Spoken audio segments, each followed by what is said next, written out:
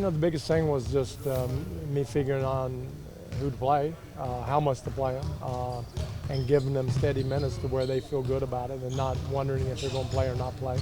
So we settled in on a lineup that we think the guys that will go forward with us in the playoffs. And Antoine and Steve Blake and Jody have produced a lot, and they'll continue to do that, hopefully. With 13 games left, what are the keys for a strong finish down this stretch? Just integrating Powell back in, because it will change things up a little bit. But and again, getting him up to the level that he was at when he got hurt. Those are the keys. Other than that, just concentrating on each game, making sure we don't look ahead or look beyond somebody. And getting Powell back into action, is that as a starter or coming off the bench? No, he'll probably start at some point. I don't know if it's the first game or it's the third game, but he's going to start. He's going to finish game. We can't do anything in the playoffs without Powell being comfortable and 100%. Mike, you've got Hall of Famers, you've got 2 Defensive Players of the Year, 2 MVPs. Who or what has to be an X factor for this team? Where are those guys? Who's the X factor? Who or what has to be an X factor? We don't need any X factors. I mean, just what we got enough. The main guys can do it. The biggest thing is, can we play a smooth rhythmatic type game on offense, to be able not to turn it over, to be smooth, to be able to exploit guys that we need to exploit, not force anything.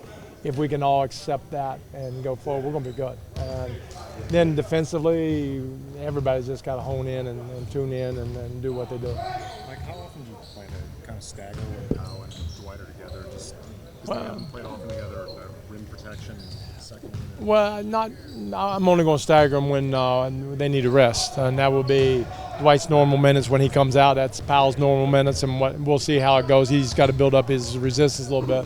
But again, there was a lot of decisions made when Steve Nash wasn't on the floor 100%. A lot of decisions made when Dwight wasn't 100%, and Powell wasn't playing real well at the beginning. He wasn't 100%. All of them were hurt.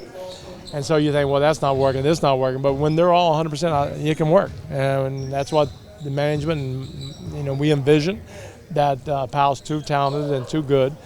Dwight's too talented, too good, and Kobe, and go right down the list, Steve Nash, not to be able to figure it out. And I think we can. So then when Powell was coming off the bench initially, was some of that, I guess you being aware he's not 100%, right. So he's not going to be able to play exactly. Right, that and we were slow back then because Dwight wasn't 100%, and being that, we needed speed, and Earl played really well. He gave us that extra athleticism that we needed to boost, but we're to the point now where I think with Dwight being 100 and Steve Nash being 100 and getting Powell back to where he was, I think we'll be fine.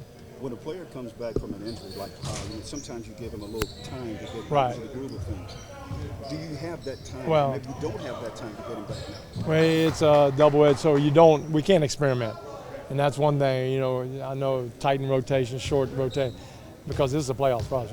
I can't experiment and then we're going home and then, that didn't work. Well, that's not good. So we're going to look at that. But I think we can get Powell back, and even his minutes might fluctuate early because he doesn't have the stamina to stay out there. And we don't have the luxury for him to be on the floor if he's not 100. So he might have limited minutes to start with, but that'll be decided when, everybody will look at it and he'll know. And we'll talk about it. But we got to get him back 100 as soon as we can.